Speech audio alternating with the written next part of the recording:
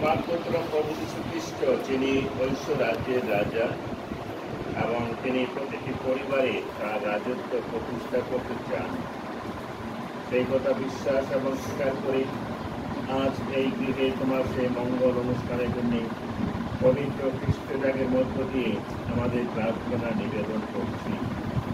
অনুনয় করি তোমায়, যারা এই গৃহ নির্মাণ করেছে সেই গৃহের রাজা রূপে তুমি ঐশ্বরাজ্যের রাজা হয়ে আশীর্বাদ করো। তারা যেন তাদের হৃদয়ের বাসনা এই গৃহে বসবাসের মধ্য দিয়ে পূর্ণ করতে পারে।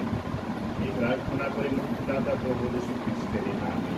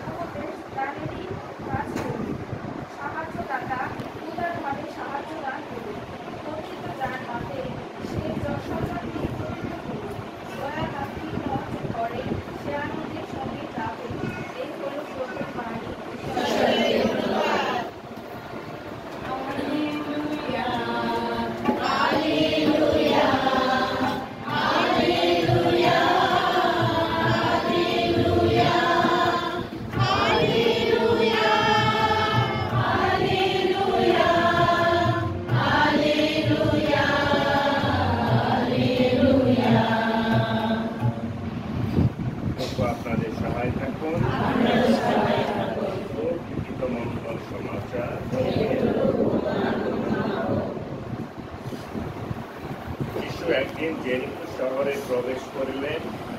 তিনি ওই শহরের মধ্য দিয়ে যেতে লাগলেন।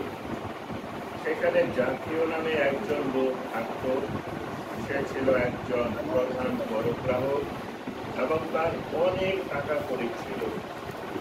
যিশুকে যে কেমন দেখতে সে তা একবার দেখবার চেষ্টা করতে লাগছিল, কিন্তু ভিড়ের জন্যেই দেখতে পাচ্ছিল না, কারণ সে ছিল মাথায় ছোট। তাই দৌড়ে এগিয়ে গিয়ে সামনে একটা ডোমর গাছে উঠে পড়ল, কারণ যিশুকে যে সেই পথে যেতে হবে। যিশু যখন সেখানে এসে পৌঁছলেন তখন উপরের দিকে তাকিয়ে দেখে তিনি বললেন, জাতীয়, এক্ষুনি নেমে এসো তুমি, আমাকে যে আজ তোমার বাড়িতে থাকতে হবে। জাতীয় তখনই নেমে এলো এবং যিশুকে গভীর আনন্দের সঙ্গে বাড়িতে নিয়ে গিয়ে অভ্যর্থনা জানালো। তাই দেখে সকলে গজ গজ করে বলতে লাগলো, উনি কেন একটা পাত্রীর বাড়িতে অতিথি হতে গেলেন?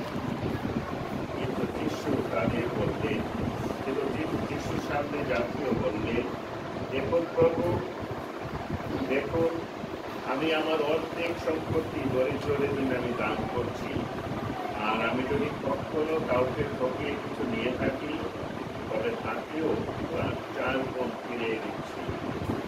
যিশু বললেন, আজ এই বাড়িতে পরিত্রাণ এসেছে, কারণ এই লোকটিও তো আব্রাহামেরই সন্তান। এবং আমাদের প্রতি প্রচুর মঙ্গল সমাচার।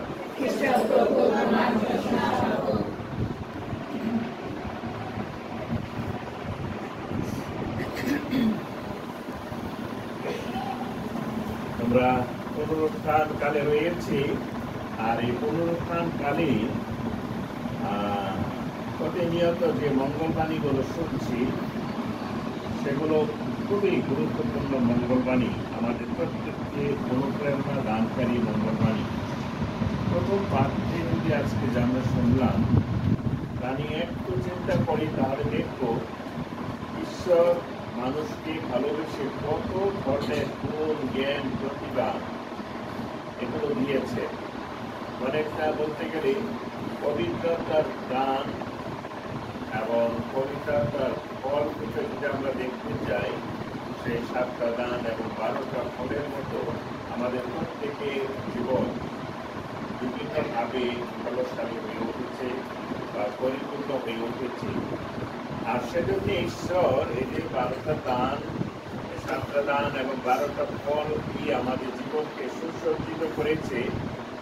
ঈশ্বর সেগুলো চান আমরা এই সুসজ্জিত জীবন নিয়ে মণ্ডলী কাজে সক্রিয় ভূমিকা রাখি। আর সেই সক্রিয় ভূমিকা রাখার জন্যই আজকে প্রথম পাঠে সাধুবোধ একইভাবে সংযুক্ত করা হয়েছে।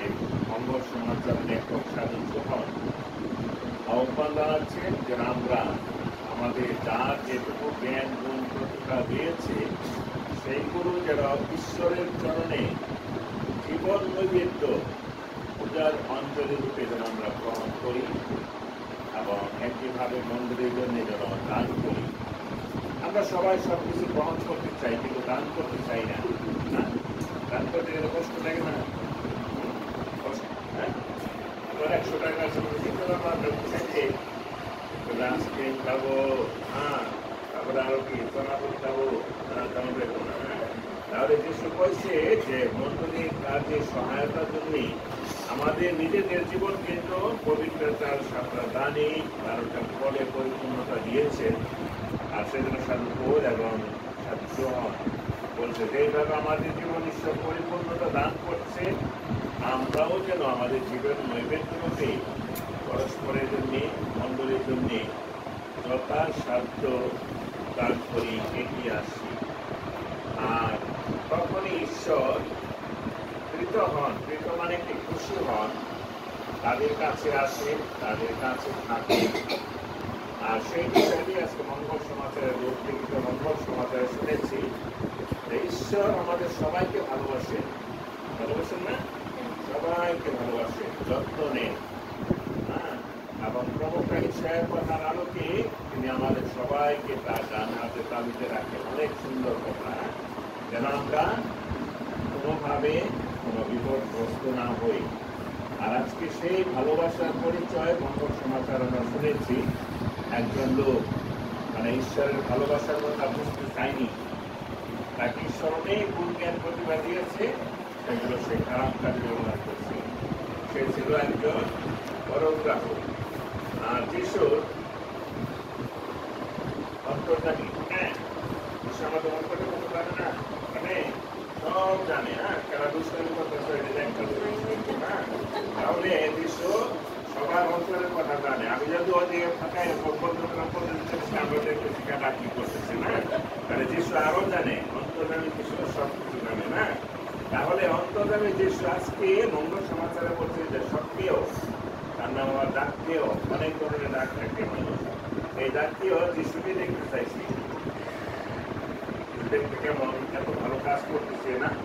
তাহলে অনেক মানুষ যিশুর সঙ্গে আসে, সেটা একটু মাথায় ছোট মানে বাইকের, বাইকের মানুষ বলি আমরা না, ওরকম।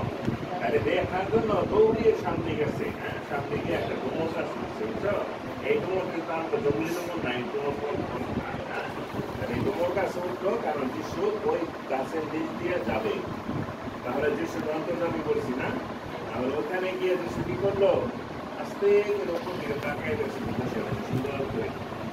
তাহলে যিশুকে ধমক দিছে, ওই যে সক্রিয় জোরে করে বলছে তো ভয় পাইছে সক্রিয় না আসতে পারে না সেরকম পারে বাইকের জন্য দাঁড়াচ্ছে জোরে সুরে বলছে সক্রিয় তুমি এক্ষুনি নেমে আসো, কেন আজ আমি তোমার দিকেই থাকবো।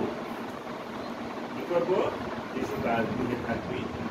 আর তখন সক্রিয়ের মধ্যে একটা পরিবর্তন আসলো, অনেক পরিবর্তন বলা হয়, এটা মানে একেবারে রাস্টিক চেঞ্জ ইংরেজিতে বলা হয় না, অনেক দ্রুত গতির পরিবর্তন আসলো।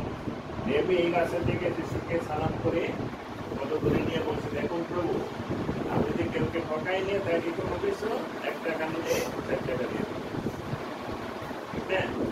তাহলে 1 টাকা নিলে 4 টাকা দিয়ে দিব। আর যে কারো সম্পদ জোর করে নিয়ে থাকে সেইটাও আমরা ফিরিয়ে দিব। আর তখনকার আমাদের ইতিহাস পড়ে যারা ট্যাক্স কালেক্টর তারা মানুষকে অনেক ঠকাইত, গরিব মানুষকে ঠকাইত, যারা পড়াশোনা জানে না তাদের ঠকাইত।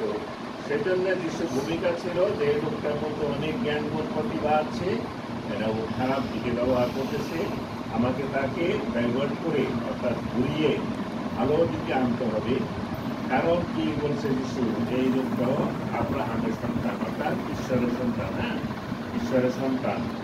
আর সবকে বলছে দেখুন প্রভু আমি আজকে একেবারে সব কিছু ছেড়ে পরিবর্তন হয়ে যাচ্ছি। আর তখন তাকে আশীর্বাদ দিয়ে যিশু তার বাড়িতে গেলেন, হ্যাঁ আর সেটাকে মঙ্গল সমাচার হিসেবে লোকপ্রিয় মঙ্গল সমাচারে অন্তর্ভুক্ত করা হয়েছে।